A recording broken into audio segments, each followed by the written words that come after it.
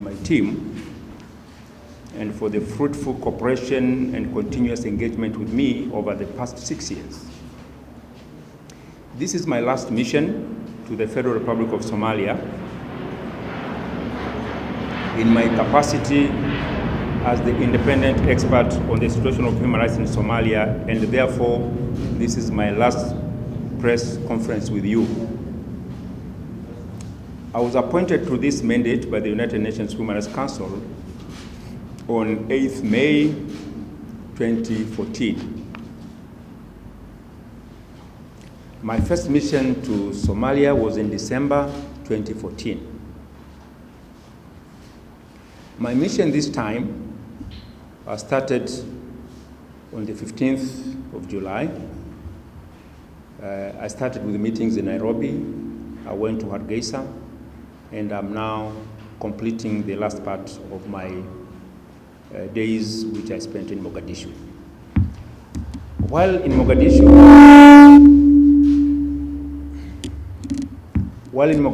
I met the Speaker and members of the Human Rights Committee of the Federal Parliament.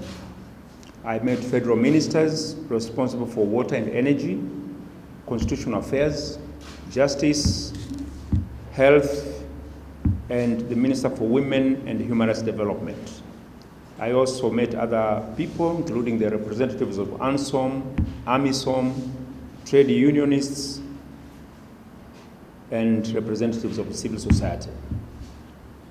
In Somaliland, I met the Speaker of the Somaliland Parliament, the Attorney General, the Minister for Justice, and the Somaliland Human Rights Commission, as well as representatives of civil society. I wish to extend my thanks to all of those who availed their time to me to discuss pressing issues, human rights issues in Somalia, but also opportunities for this country to consolidate and sustain the peace building and the reconciliation process, and more in which area quite a lot has been achieved over the past few years. I'll be detailing some of those achievements during the later part of my statement. During the mission, among the things which I discussed with the authorities include challenges that Somalia continues to experience, particularly regarding the conflicts, the terrorist attacks and bombs, as we have had these few days. Several happened while I was here. There continues to be experiences of inequality and discrimination, and challenges to the realization of basic rights such as access to water, access to land, access to health facilities, and education, particularly for girls,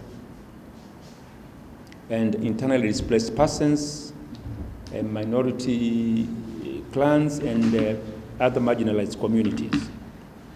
I will therefore be reading some of the issues that I raised, particularly with regard to some of the sectors. In the justice and security sector, I expressed my concern on the delay in the operationalization of the National Human Rights Commission, of which we know the selection process was completed sometime in 2017. The delay in its operationalization affects the appointment of the Judicial Services Commission, which is necessary to ensure the establishment of an independent judiciary. Similarly, there is a lack of progress in the adoption of a sexual offences bill at the federal level.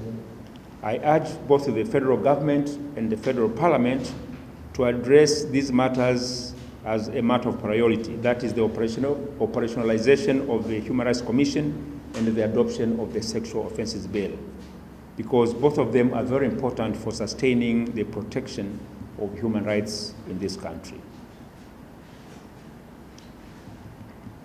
While noting these challenges, I'm also happy to note some positive developments. For instance, the establishment of alternative dispute centers in several federal member states, and whose composition includes women, elders, and youth. And these centers are already playing a key role in the settlement of civil cases at the community level. With regard to the forthcoming 2020 and 2021 elections, I was able to discuss these issues with the Speaker of Parliament and the Minister for Constitutional Affairs.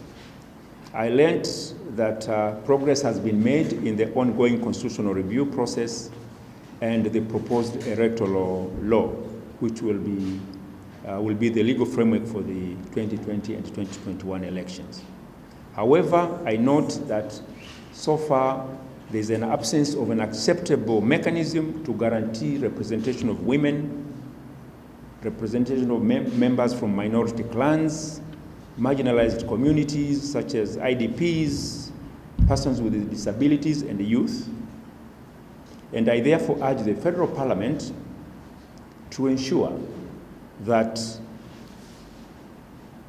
we include clear provisions and specific mechanisms in the electoral law to protect women, the women quota in Parliament, and to provide for procedure which will ensure the election of representatives from the minority clans, marginalized communities, persons with disabilities, IDPs, and youth. Because without doing so, we will see that the gains that were realized during the 2016-2017 electoral process, in particular the increased numbers of representatives of women, the increased numbers of representatives of persons with disabilities, are going to be lost unless specific mechanisms and specific procedures are included in the electoral law. Regarding the problems of sexual and gender-based violence in the context of rights of women, I continue to receive reports of endemic problems relating to sexual and gender-based violence, conflict-related gender-based violence, but also an increase in the incidence of deplorable allegations relating to gang rapes. This phenomenon of gang rapes, which has over the years appeared to increase almost across the country, is a matter of concern. And therefore, I urge the authorities to really look seriously into measures which will help to stop this despicable incident. However, there is general unanimity, which I gathered through my discussions with the authorities, that the absence of a strong judiciary and police, and therefore the establishment of a strong judiciary and police, will greatly enhance and eliminate these causes of conflict-related sexual violence and other forms of sexual violence within the society. I would like to reiterate the need to implement laws against these offenses, particularly where they have been adopted in Puntland and Somaliland. In this context, I urge the federal government and federal member states to take all necessary measures to strengthen the capacity of the police to investigate and prosecute sexual gender-based violence cases, and to promote a safe environment for victims and survivors who report such crimes without fear of reprisals and stigma in their societies. I take note of the Women Charter, which was adopted in March 2019, which pays particular attention to the marginalization, discrimination, and the victimization of women. This charter lays a good policy framework for crafting solutions to the problems affecting women, including in the areas of participation and representation in decision-making processes. I want also to talk about interclan conflicts. This is an issue, and one of the other issues that I discussed with the authorities. And this is a result of regular reports which I receive relating to the regular occurrences of intra-clan conflicts at the community level, and which leads to a loss of lives and perpetuate the conflicts. They don't seem to end. You hear reports at every corner of the country. And they relate mainly to challenges relating to access to water, pasture, and land. The drought which appears to affect Somalia regularly, which is a result of the climate change, needs to be addressed, particularly the access to water issue. During drought, obviously, pasture becomes a problem, water becomes a problem, and we see the increase in inter-clan conflicts because of the challenge of access to those resources. I therefore urge the international community to pay particular attention to the water crisis which is affecting Somalia, and to assist the government to find long-term durable solutions which relate to the problem of access to water. We all know that water is a basic necessity for life and is also a fundamental human right. Addressing the water problem, in my view, I believe will contribute significantly to the process of peace and reconciliation among the clans. So in other words, what I'm saying is that by addressing one level of conflicts, it will enable the government to consolidate its efforts towards addressing the war, the armed conflict that is continuing in the country. Now, having said that, I wish to pay particular tribute to the people of Somalia for their resilience in the face of conflict, the terrorist bomb attacks, natural disasters, and the grave violations of human rights and other challenges such as poverty, lack of adequate basic needs for livelihoods. This particular reference to the resilience of the community is very important for me because it is resilience which can be recorded over the past almost 30 years of conflict. The independent expert mechanism has been in existence for 25 years now.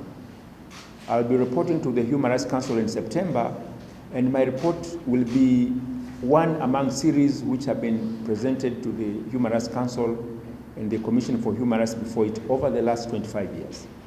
The major achievement that we see during this process is the resilience of the community, the Somali people, throughout the conflict. They have managed to cope in many ways with the conflict. So we want to pay particular attention to this fact and commend them for that. And having said that, therefore, I also want to highlight some progress in some areas because for the international community, it's important to know that when the Somalia story is written, it should not be about the negativities of the bombs and the conflict. We also need to know that there have been quite considerable progress in certain areas, and I wanted to pay particular attention to that. Since when I started coming to this country in December 2014, I have witnessed considerable progress in the security, political, economic, and social and humanitarian situation.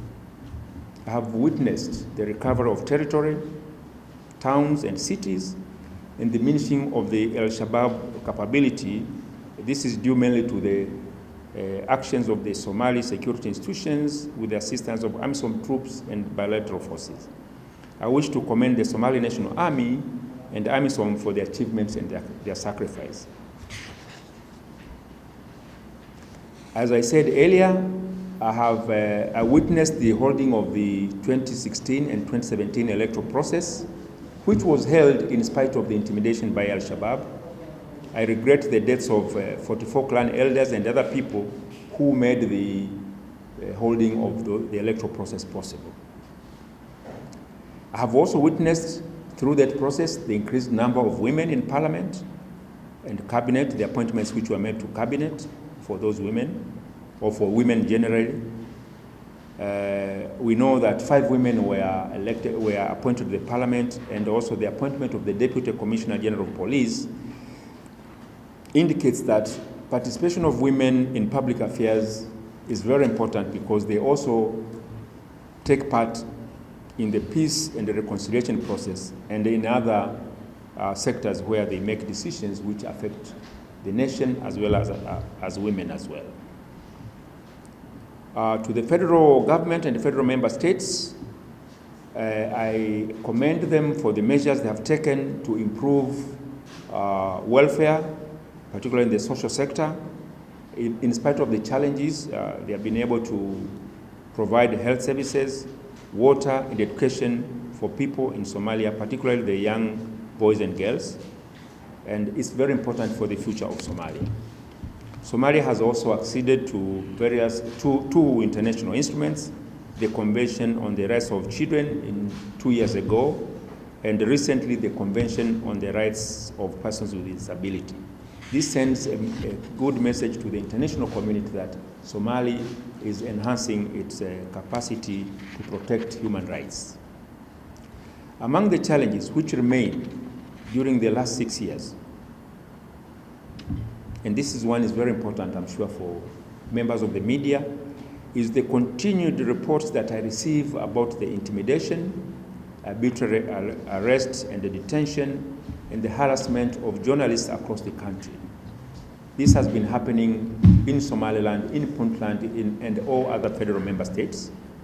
I am concerned particularly with the harassment in Jubaland, which is due to hold elections in the short while.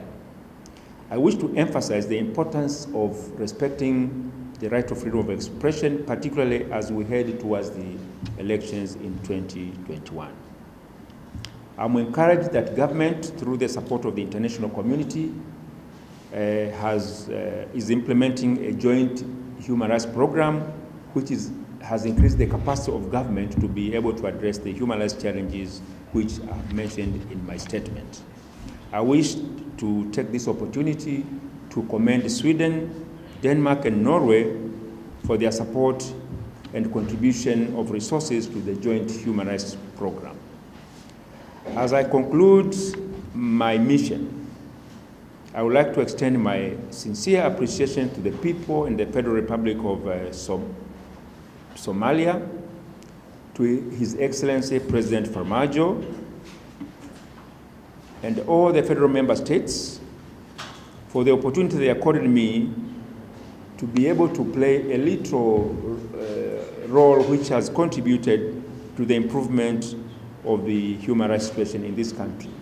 And I also do so on behalf of my predecessors, because as I said, there have been other human rights independent experts in the past 25 years. And as I conclude also, I wish to urge the international community to continue its support to Somalia, because so far the support has enhanced the stability of this country progressively, and it has shown that stability is a reality if we continue working together. But I particularly want to emphasize that they need to continue supporting the federal and the state institutions, the justice and security sector ahead of the 2021 elections, 2020 and 2021 elections, because we would like to see the elections are held in an environment which will, first of all, guarantee credible elections, but also they will enhance the process of establishing a democratic Somalia. I also wish to, again, remind the international community to support the government as it faces challenges in dealing with the negative effects of climate change, which affects the community with regard to their right to access to water and other basic services. In conclusion, I wish to say that the findings of my report will be included in a comprehensive report which I'll be submitting to the Human Rights Council session in September 2019 in Geneva, and it will also include substantive recommendations which will help the international community, the government of Somalia, the federal member states, and civil society to implement their various responsibilities towards enhancing the situation of human rights in Somalia. I wish to thank you once again for being here, and thank you very much for the support that you have extended to me over the last 6 years. Thank you. Mr. Nyanduga, my team, and for the fruitful cooperation and continuous engagement with me over the past 6 years. This is my last mission to the Federal Republic of Somalia in my capacity as the independent expert on the situation of human rights in Somalia, and therefore this is my last press conference with you. I was appointed to this mandate by the United Nations Human Rights Council on 8th May 2014. My first mission to Somalia was in December 2014. My mission this time started on the 15th